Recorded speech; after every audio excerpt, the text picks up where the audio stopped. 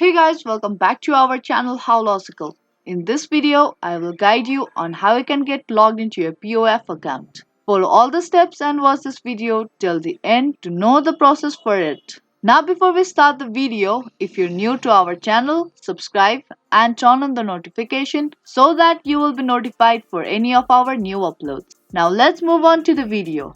Firstly, you need to open up any web browser on your PC. Now on the URL bar, search for pof.com/login and there you will directly taken to its login page. Now you have to type in your username or your email address and then the password of your account. Now you can tap on this eye icon to reveal the password and confirm your password before moving on. And if in case you have forgotten your password, you can reset by tapping on Forget Your Password link. And once you're done with typing in your credentials correctly, tap on Login button to get logged into your POF account.